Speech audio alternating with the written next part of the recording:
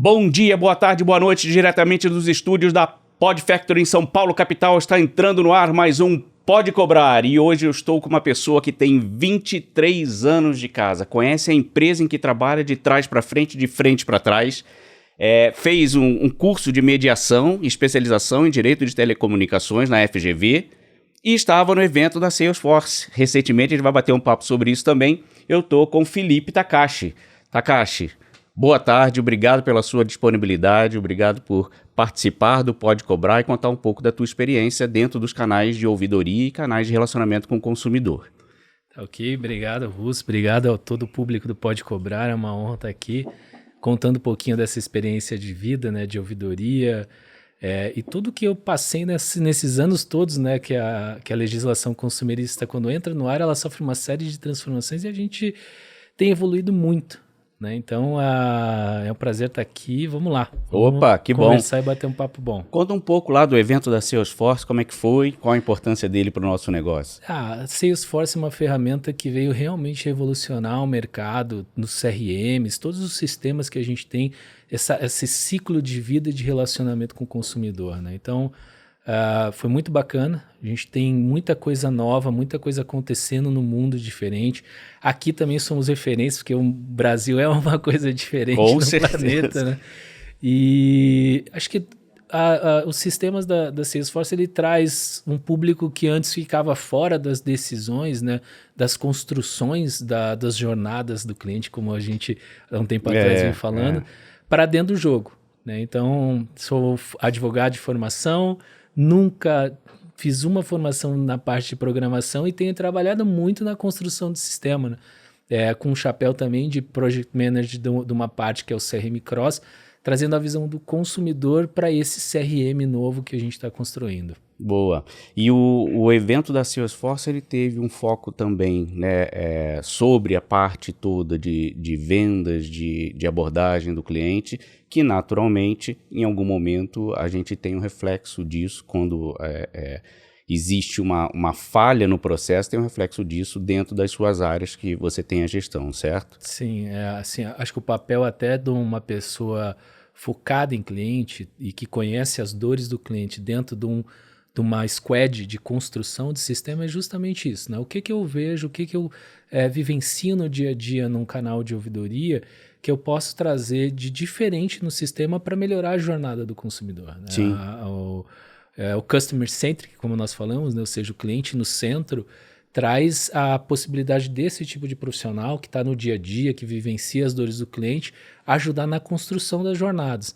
Então, o que o sistema tem de diferente, o que o sistema pode construir de diferente naquilo que a gente vê, que são as maiores dores, né? Principalmente numa jornada de venda, que é onde começa o ciclo de relacionamento do cliente com a companhia, onde nós temos que focar, onde a gente tem que dar maior atenção, onde estão os nossos gaps nas ferramentas atuais e todo o universo, a novidade que o Salesforce traz para melhorar essa jornada e esse ciclo de vida do cliente. E na abertura eu até comentei, você é head de ouvidoria nacional da Claro Brasil, mas não é o único canal que você tem gestão. Quais são os canais que estão, né, dentro da tua estrutura? E se você puder, conceitua para a gente aqui um pouquinho sobre cada um. Tá.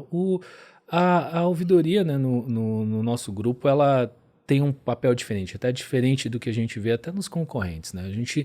A ideia foi trazer todos os canais que eu tenho uma interlocução com o consumidor e que eu tenho, infelizmente, algum atrito, algum problema para resolver, embaixo de uma estrutura que tem essa visão, nesse foco no consumidor e que tem o Código de Defesa do Consumidor, os regulamentos do setor, como base na avaliação das reclamações, da solução da demanda e principalmente na revisão de processos.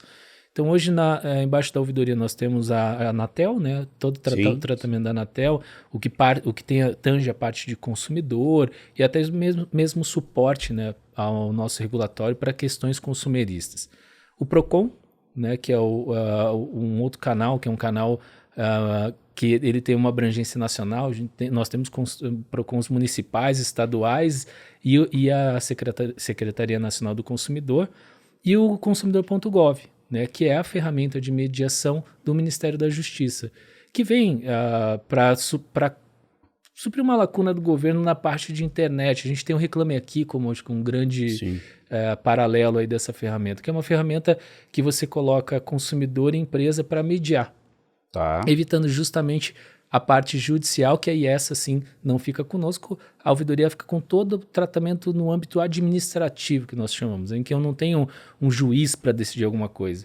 E o consumidor precisa resolver com a empresa e às vezes com o auxílio ou do agente regulador ou do PROCON, por exemplo, numa mediação de conflito. Então, das suas áreas, né, certamente vão surgir inputs e outputs para a cadeia completa dentro da corporação. Quais são os cenários mais comuns que a ouvidoria pode trazer para dentro, né, de uma reunião corporativa, né, em que quer se entender qual é a dor, qual é a necessidade do cliente? Bom, nossa base sempre é o CDC, os regulamentos do setor, mas nós somos uma ouvidoria de uma empresa privada. Então, harmonizar o cumprimento das leis, das normas e também toda a parte necessidade da companhia tem de gerar lucro, de gerar a receita e de manter esse consumidor na sua base, esse é o grande desafio da ouvidoria, né? Que às vezes você vê assim, pô, isso aqui está de acordo com a legislação, mas está doendo no consumidor.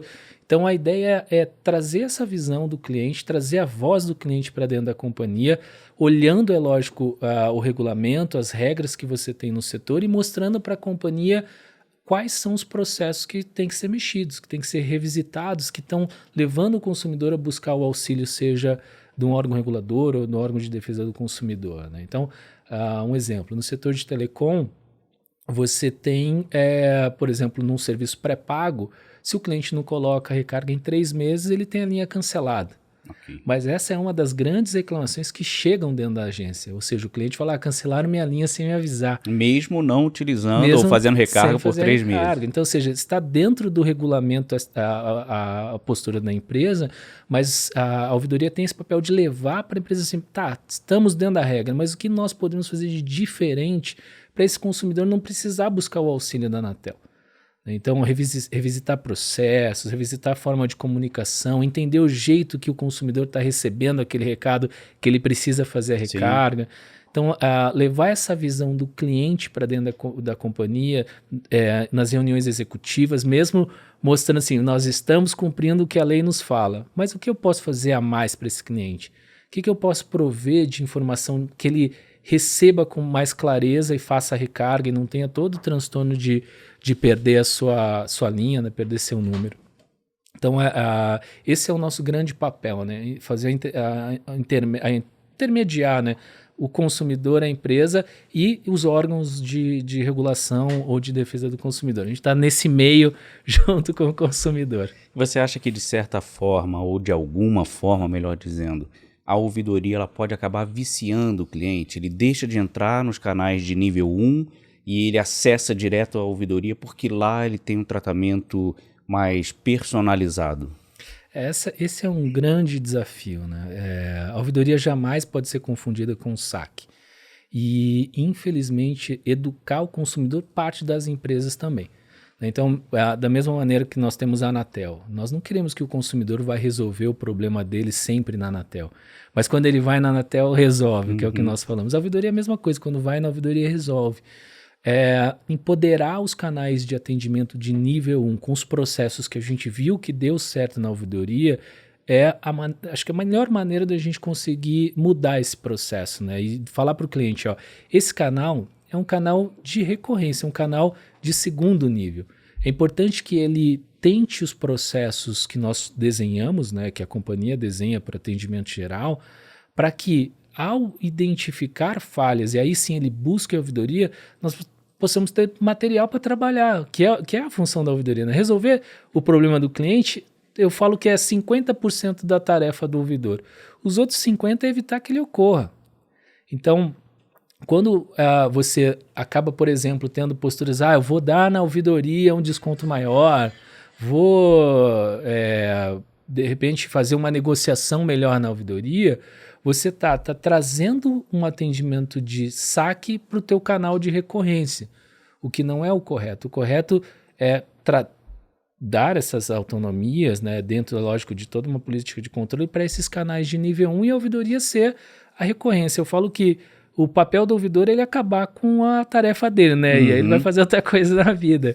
Então, revisitar esses processos, avaliar os processos de nível 1, de lojas, entender aquilo que está dando certo na ouvidoria e replicar para esses canais, mas nunca ser um canal que só lá eu faço alguma coisa. Sim. Para um teste, para testar um procedimento novo, ok, mas para ser uma cadeia normal para o consumidor é ruim, porque esse consumidor ele não vai para o nível 1 mais. Se ele vai na ouvidoria e falar, lá eu consigo negociar em mais vezes, lá eu consigo um desconto maior, por que ele vai ligar no nível 1? Por que ele vai na loja? Ele vai direto no canal da ouvidoria. Né? Então, é um risco, é um trabalho que você sempre tem que estar executando ajustes, fazendo alguns apertos aí nos parafusos, para não tornar como um canal principal da companhia. Agora, algumas empresas têm uma estratégia de limitar o acesso à ouvidoria somente aos clientes que já têm um protocolo prévio, né, em outros canais de atendimento. Você entende que essa é uma estratégia limitante, desagradável para o cliente? Ou ela tem o seu valor, pode ser implementada? Ela limita um pouco o acesso, mas ela é importante. Infelizmente, nós como brasileiros, a gente tem que cortar alguns caminhos, né? Sim. E tentar ir direto para o lugar que sabe que vai resolver. Mas é importante que as empresas, todas as ouvidorias praticamente seguem essa regra, né? De ter um protocolo inicial do saque. É lógico que se o consumidor liga, está com fila, ele pega o protocolo da URA, mesmo assim a gente atende. Mas é importante ter essa regra e é importante que os órgãos do governo também sigam essa regra. Né? Porque se eu limito o meu acesso à ouvidoria, ele tem que buscar um protocolo no saque, mas a Anatel, por exemplo, deixa o consumidor abrir a reclamação lá sem ter ligado no saque, ele vai passar a ser o call center da companhia. Sim. E isso é um trabalho que a gente tem feito junto com a agência reguladora, né, todas as empresas de telecom, tentando criar esse caminho de educação para o consumo. Né, você ter um call center da Anatel muito grande, você está onerando o Estado, você está trazendo para o Estado uma obrigação que é da companhia. Então é importante que o Estado também tenha esse controle e fale assim, vai reclamar aqui, o cliente tem todo o direito à petição, direito constitucional, porém, tenta antes com a sua ouvidoria, com a ouvidoria da tua empresa, traz o ônus para aquela empresa que você contratou e não para o Estado diretamente. Sim. E o Estado fica com essa recorrência da ouvidoria, ou seja, se não resolver na ouvidoria, aí o consumidor tem essa outro nível de recorrência. A terceira instância. E a terceira instância. Perfeito. E a percepção do consumidor, de forma geral, de produtos, serviços, de marca, está ligada diretamente aos pontos de relacionamento. Não só a gente está falando aqui de cobrança, está falando aqui de atendimento, mas também o que é entregue efetivamente. Né? No universo de telecomunicações, engenharia, redes, né, disponibilidade de sinal de forma geral, também impactam no cliente.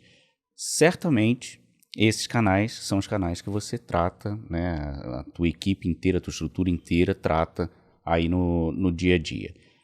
Pergunta, quais são os grandes vilões dos índices de insatisfação dos consumidores? Bom, nesses anos todos, né, eu vi o setor de telecom, principalmente, evoluir muito em questões de rede. Se a gente pegar uns 15 anos atrás, nossa principal reclamação era a rede. Era comprimento de visita técnica, qualidade de sinal, e muito se investiu nisso. Né? Então, os investimentos em rede, os investimentos em expansão de rede, em qualidade, em velocidade. Hoje, praticamente, você não tem mais 10 megabytes lá. Você tem acima de 100. Né? As empresas já começam o seu principal plano com a velocidade acima de 100 megabits por segundo. E eu vi essa evolução da parte técnica e hoje, por exemplo, se a gente pegar em 2023... nossa maior dificuldade está relacionada à parte financeira, né, de negociação de contratos, questões de cobrança de dívidas, que aqui, o nosso principal ponto aqui do Pode Cobrar. Né? Sim. Então, assim, se nós pegarmos aqui, até eu trouxe dados do do Boletim SINDEC de 2022. Né, SINDEC é qual órgão? É a Secretaria Nacional de Defesa do Consumidor. Ah, beleza. É ligada ao Ministério da Justiça e ela... praticamente todos os PROCONs, todos não, alguns não, mas assim, a maior parte dos PROCONs está vinculada ao SINDEC e eles mandam os dados de reclamação para essa secretaria do governo, do Ministério da Justiça, que consolida os números e anualmente ela publica, né, boletins com as principais informações do mercado brasileiro. São públicas ou são públicas. Apenas para as empresas? Não, são públicas, está aí para o consumidor consultar, até o setor de telecom questiona muitas vezes esses dados do SINDEC porque é uma informação em volume absoluto. Então, você colocar o volume absoluto de reclamações do setor de telecom com todos os outros é um pouco injusto. Com certeza. Pela quantidade de clientes que nós temos, pela quantidade de interações por minuto Sim. que nós temos com os nossos consumidores. Mas assim, se a gente olhar aqui, em 2022, os principais problemas com cobrança representa 37% do volume de reclamações. É o principal vilão. Principal vilão com Sabe que o Felipe não vai sair mais daqui, né? Porque tem um monte de gente esperando ele lá embaixo. Aí você vem problemas com contrato com 16%, problemas com saque com 15%, e aí sim a parte técnica, né? Que é vício a má qualidade do produto e serviço com 12%, problemas diversos com produto e serviço 5%, e demais problemas com 14%. Então, o grande desafio hoje, quando a gente olha não só o SINDEC, mas também a própria agência reguladora do nosso setor, né, do setor de telecom, é resolver essas questões de cobrança. Né, o entendimento do que o cliente teve, que o cliente adquiriu, a solução dessa parte, que é sempre mais difícil. Né? Se a gente pegar a nossa base de funcionários, que é o call center, a questão da matemática sempre foi um grande desafio, né? E o tratamento de reclamações financeiras sempre foi e ainda é um grande desafio também para o call center. Né? Para o call center, por sistemas. Por isso que, voltando àquela questão da Salesforce, a gente entende que facilitar via sistema essa vida do operador, a avaliação, a análise dessas questões ajudaria muito a reduzir essas reclamações. Você sabe, dois pontos em relação a isso. Um é que eu sempre tento fazer a distinção e a abertura do que está sobre o guarda-chuva chamado cobrança, né? Isso para a Anatel, inclusive. Quando a gente tem alguns motivos, né, de dúvidas ou de reclamações chamado de cobrança pela Anatel, a gente tem aí uma parte que é faturamento e a outra parte que é cobrança em si, cobrança de dívidas, né? A Anatel ela tem muito esse hábito, né, de chamar de cobrança quando o cliente, por exemplo, não concorda com aquilo que foi apresentado, né, numa fatura para ele. De toda forma, né, a gente não pode eximir responsabilidade nem de um nem de outro. E sobre o ponto que você tocou, a dificuldade com a matemática dentro das terceirizadas, isso coincidentemente, né, conversa muito com o que nós tivemos no episódio com o Fábio Rosa. O Fábio Rosa ele sinaliza exatamente isso, né? A baixa qualificação em matemática dos nossos teleoperadores, telecobradores, o que dificulta a explicação para o cliente pode fazer a manutenção, né, manter a dúvida dele, né, de toda forma. Ex-cliente também pode ser ofensor de reclamação? Principalmente no nosso setor, nós temos a questão da cobrança pós-paga. Né? Então, quando o consumidor ele sai da companhia, ele pode ter o que a gente chama de prorata, né? O valor referente ao serviço utilizado num período que ele ainda estava conosco, até por essa cobrança ser pós-paga. Então, a gente tem sim, numa primeira fatura pós-cancelamento, uma participação de reclamações de consumidores, né? E tem as questões todas do direito de cobrar, né? A gente conversa muito desse assunto. Bastante. Então, a legislação permite que a cobrança seja feita. Depois de um determinado período, aí você não pode usar algumas ferramentas, por exemplo, a negativação, mas cobrar aquilo que deixou de ser pago é um direito da companhia. Sim. Algumas legislações têm discutido muito esse assunto vem para a pauta da defesa do consumidor também e da agência reguladora com frequência. Temos algumas legislações municipais que vêm aparecendo e pipocando e discutindo se pode, se não pode, como pode. No nível municipal. Estadual e municipal. Então, assim, temos leis estaduais em São Paulo, em Rio, que limitam período que você pode ligar, a maneira como você pode executar a cobrança. Então, o assunto cobrança, como você falou, assim, ele aparece, né, nos órgãos de defesa, aparece nos rankings das agências reguladoras como um principal tema, mas ele é derivado de N caminhos, né? Acho que e tudo começa com um equívoco na venda, um desconhecimento ou um erro operacional do vendedor, ou às vezes, infelizmente, de má fé, que desdobra depois nas ações de cobrança. Então,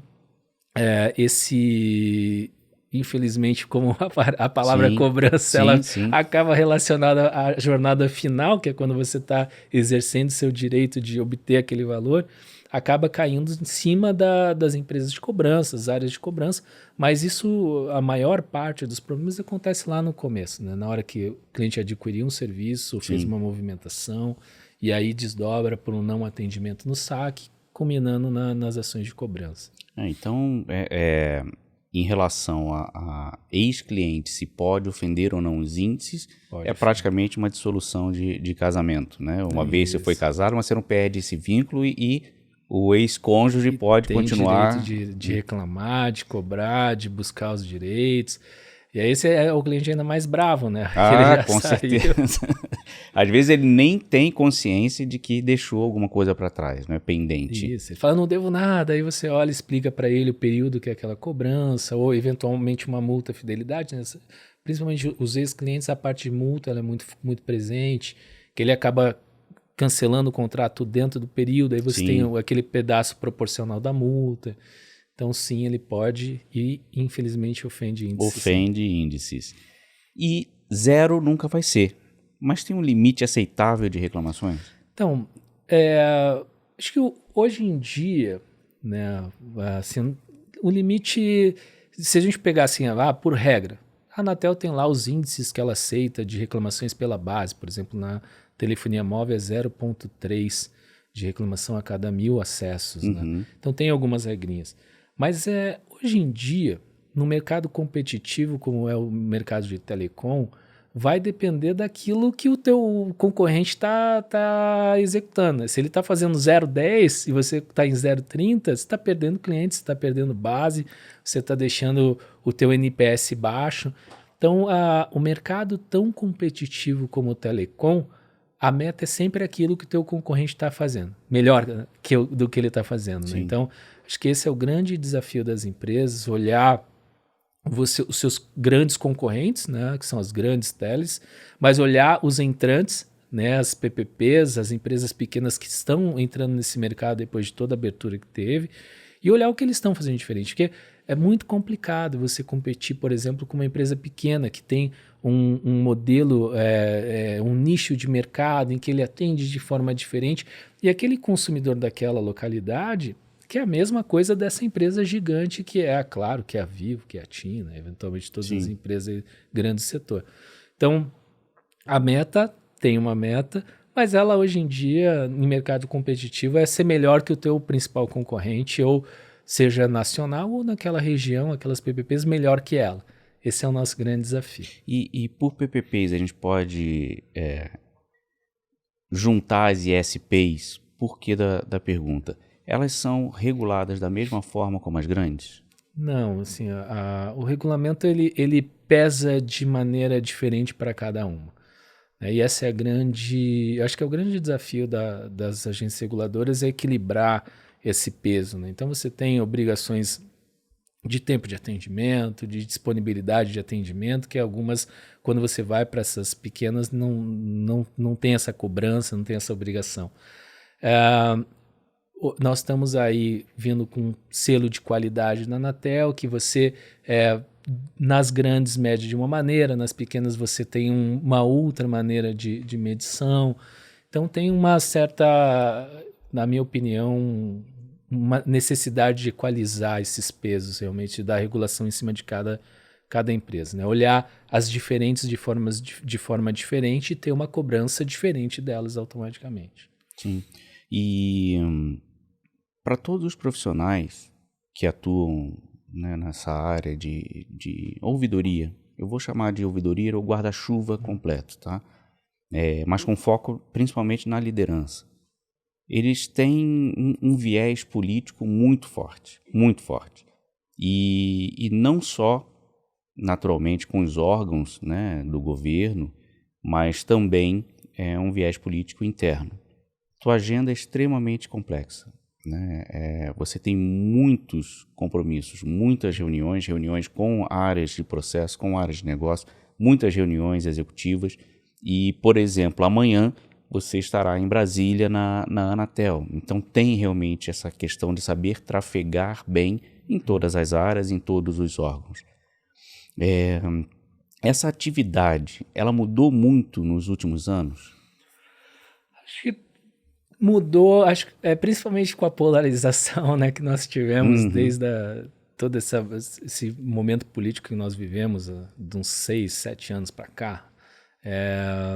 Eu tenho percebido uma mudança. Antes você tinha, lógico, toda alteração num órgão de governo exige que você vá conhecer quem está entrando, exige você entender quais são as agendas daquele novo governo. Então, por exemplo, quando eu olho o Procon, né, que é um canal que nós trabalhamos também dentro da ouvidoria, quando muda um prefeito, quando muda um governador, você tem uma agenda de governo que tem uma pauta específica daquele partido, de quem entrou naquela localidade. E você vai se familiarizar, vai se colocar à disposição, né? Acho que mudou muita coisa, principalmente no Procon, que antes era um órgão que o foco era multa, o foco era empresa contra empresa, a favor do consumidor, e a empresa é o bandido. E de uns anos para cá nós olhamos essa mudança, né? O Procon trabalhando mesmo com um órgão que tem que proteger o consumidor, tem que equalizar a relação de consumo, mas percebendo que a empresa está lá também querendo a mesma coisa. Ninguém quer perder cliente.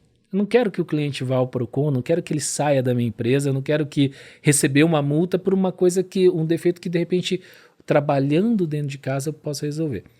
Nos anos para cá a gente viu até a própria Senacom tendo algumas dificuldades, porque estava se caminhando para uma unificação de um canal de atendimento ao consumidor, que é o consumidor.gov, que é uma ferramenta excelente, uma ferramenta de mediação que você dificilmente vê em outros lugares do mundo. Acho que isso é uma questão que a gente poderia até exportar. Um diferencial do Brasil. É um diferencial do Brasil. Você tem uma facilidade para o usuário, você tem uma facilidade para o fornecedor. O foco é medir a qualidade daquela solução e não a quantidade de coisas que eu faço lá. Então, ou seja, toda empresa quer estar lá dentro para resolver seu problema antes de chegar num judiciário, que o custo é muito mais alto. O consumidor tem a solução dele rápida e você mede as empresas pela quantidade de solução, não pela quantidade de demandas, né? Mas de um tempo para cá, com essa polarização, a gente viu alguns governos que eram ligados a um tipo de ideologia mudando e criando suas próprias plataformas, porque o governo federal tinha essa outra e você tinha essa competição, né? E isso deu uma bagunçada nessa parte de ferramentas. A questão política influenciou diretamente nessa política de defesa do consumidor e essas plataformas de solução.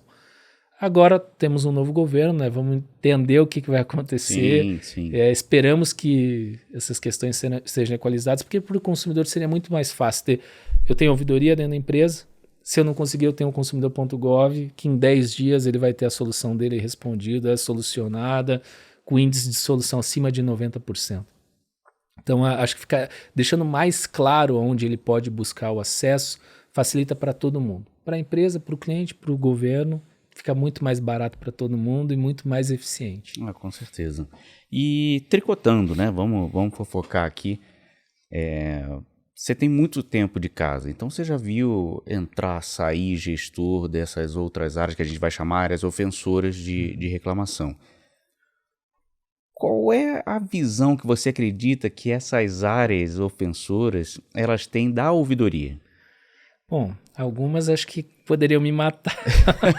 Alguns querem me matar depois de algumas reuniões, mas principalmente de uns anos para cá, em que essa visão de NPS, de Customer Experience tem crescido, as áreas perceberam a importância de escutar o consumidor, de ter um canal de relacionamento direto, de ter um tradutor, né? Porque às vezes a área fica fechada naquele mundo dela, nos indicadores que ela tem de receita, e fala assim, tá, mas o que o meu consumidor está dizendo? O que ele está entendendo desse processo que eu coloquei, ou dessa comunicação que eu coloquei no ar? Então, tem mudado muito a receptividade da ouvidoria dentro dessas reuniões das áreas. Já participei de reuniões de puxada de venda, ou seja, levando os problemas assim, ó, pô, vocês têm que vender, mas tem que tomar cuidado com isso, tem que formar direitinho. Então, a gente tem participado muito mais das áreas, de reuniões diárias, levando a visão do consumidor. Então, acredito de uns 5 anos para cá, nós temos um novo cenário, bem diferente do que tinha antes, né? Vem evoluindo, mas acho que de 5 anos para cá está muito forte essa questão da visão cliente, da importância de você entender o que o seu consumidor quer e moldar os seus processos para aquilo que ele espera. E a visão da ouvidoria das áreas ofensoras. Por que eu pergunto isso? Você é um grande executivo da companhia, você tem a visão de negócio, né? Não é só o consumidor, ou não é só a venda, não é só a cobrança. Mas, quanto mais a gente desce na hierarquia da companhia, mais a gente vai estreitando a visão para a atividade apenas do dia a dia. Você vê que existe algum tipo de atrito entre as equipes, né, de ouvidoria ou as equipes da área de negócio hoje em dia, ainda com toda a campanha sobre o consumidor? Acho que a gente sempre vai ter essa discussão, né? Na hora que você, por uma mudança de processo, precisa mexer numa coisa que já está institucionalizada dentro da área, ou num resultado e num valor que já está dentro do planejamento daquele setor. Você fala assim, não, isso mudou, a legislação mudou, o consumidor mudou, ou a nossa concorrente está fazendo de maneira diferente, sempre gera um atrito. Mas eu acho que uma das virtudes da ouvidoria, justamente por estar nesse meio de sanduíche, tem que falar com o cliente, tem que falar com o órgão regulador, tem que falar com as áreas internas, é saber escutar e saber transmitir a necessidade de maneira clara, mostrando todas as possibilidades, né? Então, dentro de um setor privado como é o nosso, né, você não impõe nada, você constrói junto. Então, toda a minha equipe ela tem essa orientação. Tem que ser demonstrado por que aquilo precisa mudar, né? Porque se você chegar, tem que mudar e ponto, você só vai encontrar barreiras. Não existe isso. Todo mundo tem a sua verdade, todo mundo tem as suas necessidades, suas metas.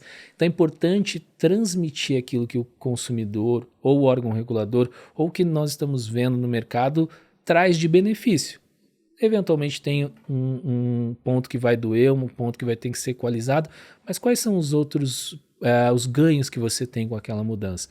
Então, saber construir isso em conjunto com a área, com a pessoa da área, com as estruturas que a gente interage, é um dos soft skills que um ouvidor tem que ter ou que a equipe tem que ter, né? Saber convencer mostrando todo o benefício, não só impondo ou com a lei embaixo do braço, a lei diz isso, e aí você tem todo um porquê que aquela lei pode ser contestada, e aí envolve jurídico e você não sai do lugar. E você, pelos anos de estrada que tem, certamente você tem relacionamento com outros heads, né, outros executivos de ouvidoria, até mesmo em outros nichos, outros segmentos. Você acredita que esta postura conciliatória que você tem, ela é uma postura padrão de mercado? Principalmente nas ouvidorias do setor privado. Tá. Porque senão você não navega, né? Eu falo assim, por que a ouvidoria da Claro tem essa dimensão, né? Foi inclusive modelo para o regulamento de ouvidoria que entrou no setor como obrigação posteriormente.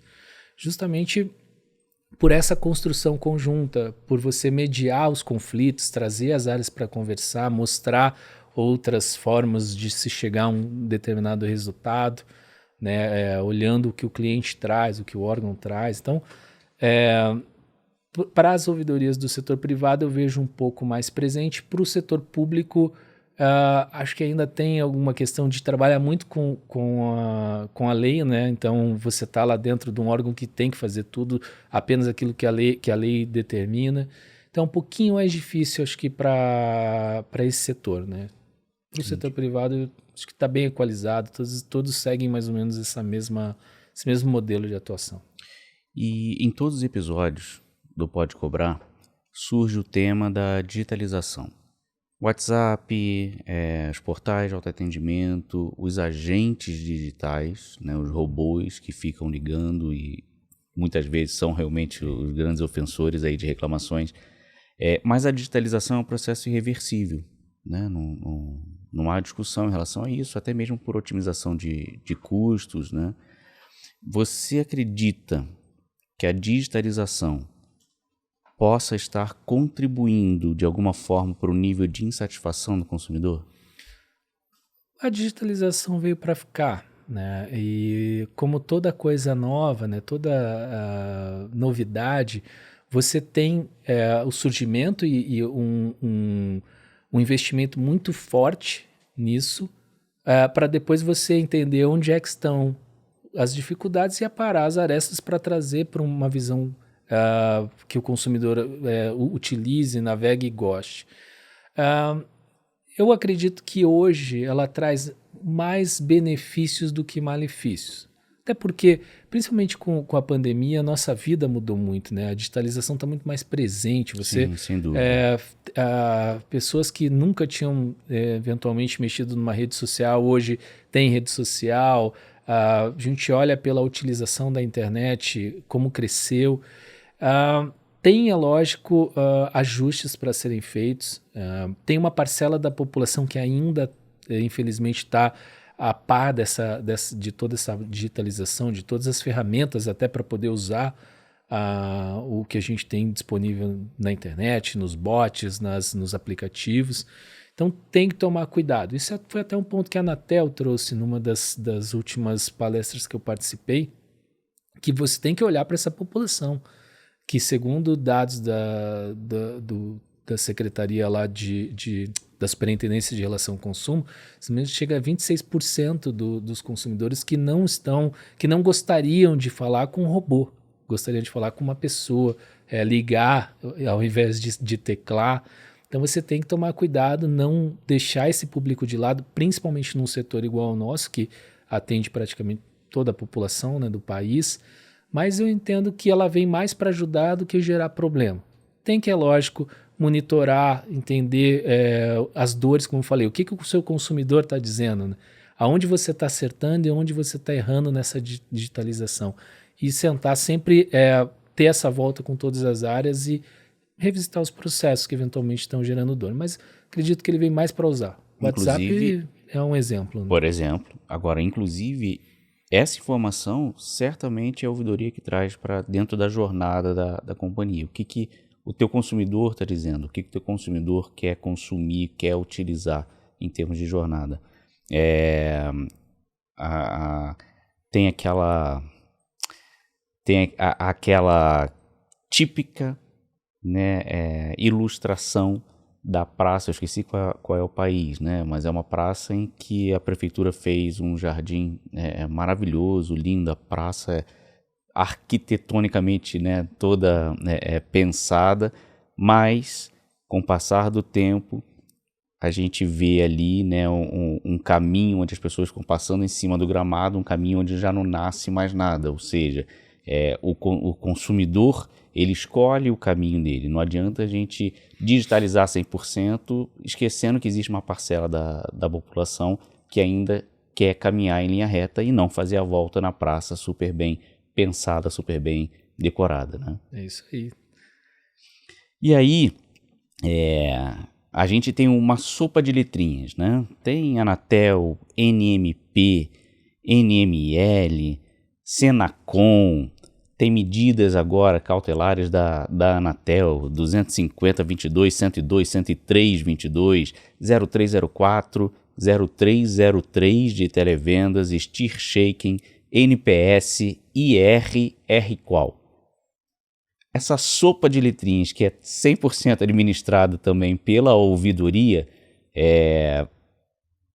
o que isso significa em termos práticos para o consumidor e para a empresa? Bom, para a empresa mostra que é necessário que o setor, né, que as empresas do setor comecem a pensar o seguinte: quando o regulador põe a mão, sempre é mais dura a decisão, sempre é mais pesada a decisão. Então é importante a gente caminhar, principalmente o setor de telecom que está engatinhando nessa questão da autorregulação, investir muito nisso. A gente viu que os bancos, por exemplo, com a Febraban, toda a estrutura que foi criada, eles evoluíram muito. Né? E você tem muitas questões que são resolvidas pelos grupos, pelas entidades que fazem parte dessa autorregulamentação, e você acaba tendo uma solução boa para o consumidor e boa para as empresas. Né? O setor de telecom, acho que ainda engatinha nessa parte, e por conta disso você acaba tendo uma regulação muito forte, decisões sendo tomadas ou por uma lei ou por um regulamento, e aí você tem que discutir essa ação no judiciário, entrar com uma ação para derrubar determinada legislação que é impossível de se cumprir. Recentemente tinha uma que falava que você tinha que pegar o aceite para ligar de todo mundo, mesmo aqueles clientes que não eram seus clientes. Então, ou seja, como é que você cumpre? Você chega para a população inteira, vem cá, um dia eu vou te ligar, então você me dá um ok. Você me dá um ok?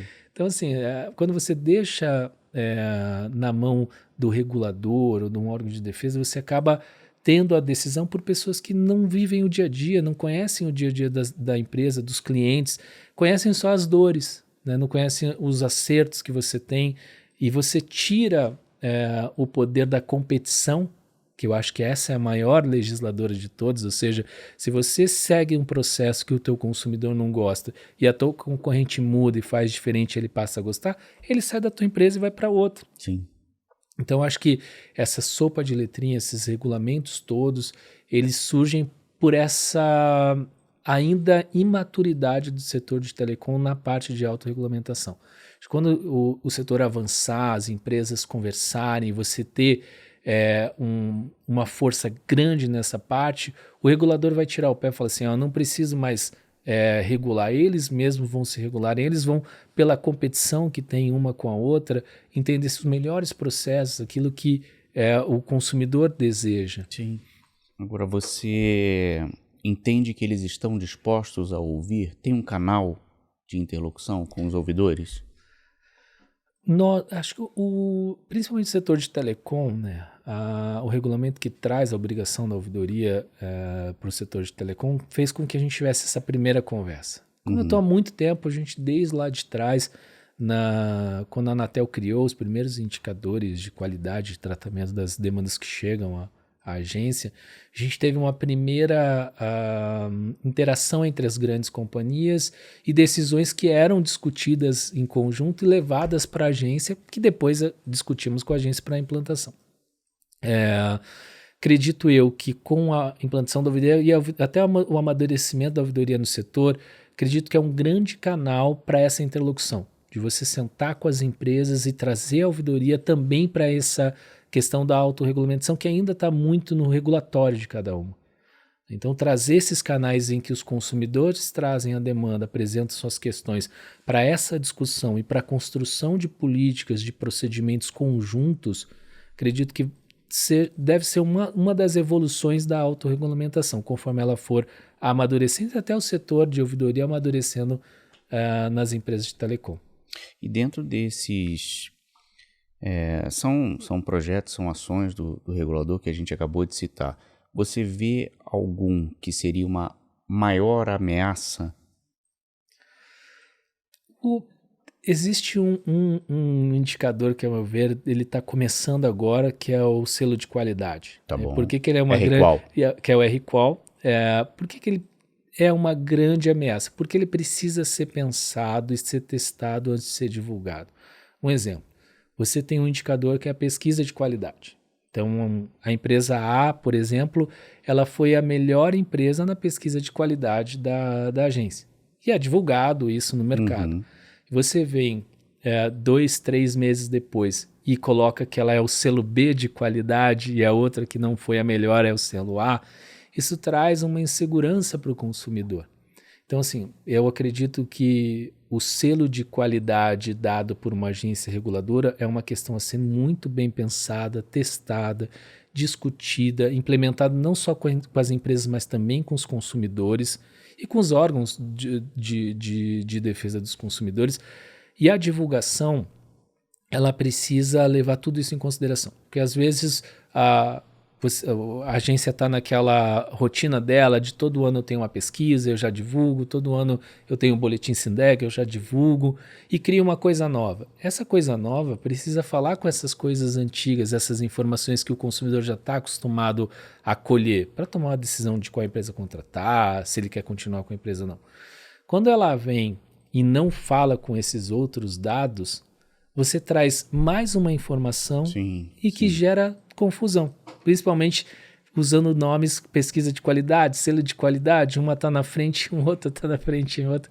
Então, acho que esse é um dos indicadores novos para o setor que tem que ser muito bem avaliado. Acho que a agência precisa pensar como ela vai fazer essa divulgação, como essa informação vai ser transferida para o consumidor.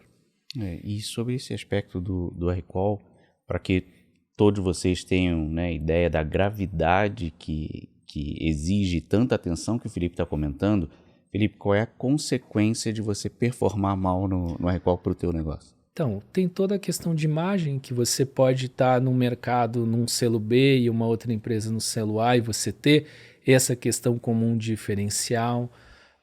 Você pode ter, dependendo de se você sai de um selo A, por exemplo, o selo B e vai para um selo D, a obrigação de isentar a multa, a fidelidade, de dar desconto automático para algumas questões. Então, assim, existem penalidades não só financeiras, mas também de imagem que precisa ser considerado, que a agência precisa considerar. Inclusive a impossibilidade de comercializar em determinado local, né? Sim, então assim, os danos para a companhia precisam ser medidos, porque a agência ela tem, é lógico, regular, tem que prezar pelo consumidor, mas ela tem que prezar pelo setor, pela competitividade, para que os mercados tenham todos os players trabalhando e performando bem. Então, quando você divulga uma informação que pode denegrir a imagem de uma determinada companhia frente a outra, e você desequilibrar esse mercado de consumo, vai ser ruim para o consumidor final. Sim. Você tira aquela empresa daquele setor, você diminui a competição, automaticamente a monopolista começa a tomar decisões que lá atrás ela não tomaria se você tivesse uma competição igualitária. Então, tudo que envolve imagem, um órgão regulador precisa pensar muito, precisa testar muito. Eu acho que o regulamento, o RQual, ele vem ainda de forma muito imatura e talvez gere confusão para o cliente, principalmente nesse ponto. Temos uma pesquisa de qualidade que foi divulgada esse ano, teremos um selo que pode ser divulgado esse ano, tende a ser divulgado nos próximos meses, e que talvez traga informações diferentes. Né? E o consumidor vai falar, tá, mas qual que é a melhor empresa? Exato, né? Exato. Então, de forma geral, você acredita na autorregulação? Estamos maduros para nos autorregularmos? Estamos caminhando para essa maturidade. Eu acho que não estamos lá no ponto zero. Uhum. Nós temos muitas evoluções. O Não Me Perturbe é um deles. O setor criou um site, criou uma plataforma para o consumidor se cadastrar, tem trabalhado evoluindo muito. Essas reclamações elas têm caído em todos os canais. O consumidor tem usado mais esse canal, que é um canal que envolve todas as empresas ali do setor de telecomunicações. Existem alguns outros temas que eu acredito que poderiam ser trabalhados. A gente oportunamente, acredito, comece a caminhar para essas outras frentes, mas evoluímos. Não estamos maduros ainda, acho que tem muito caminho para percorrer, mas também não estamos no zero. Não estamos igual aos bancos que já estão há muitos anos com esse modelo, mas não estamos no zero.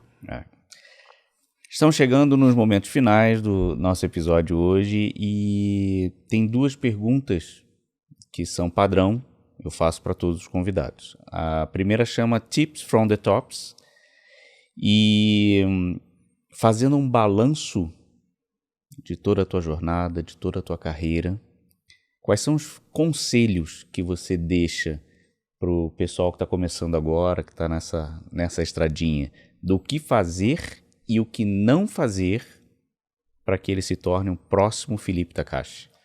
Bom, acho que para quem está num setor de ouvidoria, num setor de mediação de conflito, você tem que saber mediar. O embate nunca é o caminho, o conflito, litigar nunca é o caminho. Apesar de ser advogado, litigar não é o caminho. A mediação sempre é a melhor saída, é o melhor resultado. Você tem que ter resiliência, não é um setor fácil. Trabalhar com reclamação não é uma questão que você fala assim, todo dia você sai feliz. Você tem dias ruins, dias bons, você tem vitórias e derrotas, né? Você tem que saber superar as derrotas, tem que saber mostrar e trazer aquele que está discutindo contigo para uma visão de convergência, né? Então nunca impor a seu ponto de vista ou a sua decisão, mas sim construir junto. Acho que essa é o grande trunfo para eu chegar onde eu cheguei, né? E tá há tantos anos num setor que tem um peso, sim. Eu vi reclamação todos os dias. Todos os dias. Trabalhar não é fácil. Mas eu sou apaixonado pelo que eu faço, sou apaixonado por esse setor, sou apaixonado pelos desafios que ele traz, sou apaixonado quando eu pego e trago um cliente que está insatisfeito e depois ele elogia, ele agradece, ele fica conosco. Sou apaixonado quando a gente senta com os órgãos de defesa e constrói parcerias em prol do consumidor e formas do consumidor resolver mais fácil a demanda.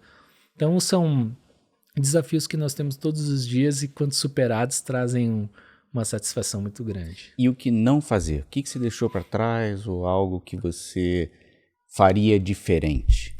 Bom, no começo da carreira eu brigava muito. Eu ia muito no conflito, na gestão por conflito. Ela traz resultado, sim, mas ela desgasta muito a tua vida e o teu dia a dia. Então, ou seja, você não consegue construir, ao meu ver, uma carreira muito longa, porque senão você vai morrer antes. Então você tem que saber, como eu falei, conversar, transformar um litígio numa conciliação, numa mediação. Até quando eu fiz o curso de mediação, tinha uma questão do ganha-ganha. Os dois saem ganhando. Eu falei, não, isso não existe. Como assim? Se um ganhou, o outro tem que perder. E aí, conforme você vai trabalhando, você vai aprendendo, você vê que é possível os dois saírem felizes, os dois saírem ganhando, principalmente num setor de relacionamento com o cliente de prestação de serviço, onde eu quero que ele permaneça conosco, né? Então, se eu ganho e ele perde, ele sai. Se eu ganho e ele ganha, ele fica. E por fim, né, no ambiente corporativo, dentro da tua área, vale tudo? Ou seja, os fins justificam os meios? Não, para mim, assim, você tem que, como eu falei, saber construir. Chegar num resultado muito rápido não se sustenta. Você vai chegar, vai atingir a meta e você vai ver que depois tudo que você construiu cai, igual uma construção de cartas de baralho. Então você tem que saber que às vezes vai demorar, você vai ter que ter várias conversas com as áreas, sentar com vários diretores, ou mostrar diversos pontos de vista diferentes, mas você vai ter um resultado consistente e que vai se perpetuar. Então, os fins não justificam os meios não justificam os fins. Os fins não justificam os meios de forma alguma. Perfeito, obrigado, Felipe, obrigado mais uma vez por você poder compartilhar um pouco da tua experiência aqui conosco, um pouco da experiência com todo mundo que acompanha o Pode Cobrar. Boa viagem amanhã em Brasília, né? Eu lembrei aqui, né, Felipe realmente está com uma agenda corrida para pegar esse avião e partir para Brasília mais uma vez. Mais uma vez. E esse é o Pode Cobrar. Se você tem acompanhado a gente, não deixa de seguir no Instagram, nas outras redes sociais e se inscreve no canal no YouTube. Se está ouvindo a gente pelo Spotify, se inscreve no Spotify também. Tá bom? Obrigado, gente, mais uma vez por estarmos juntos. Até a próxima.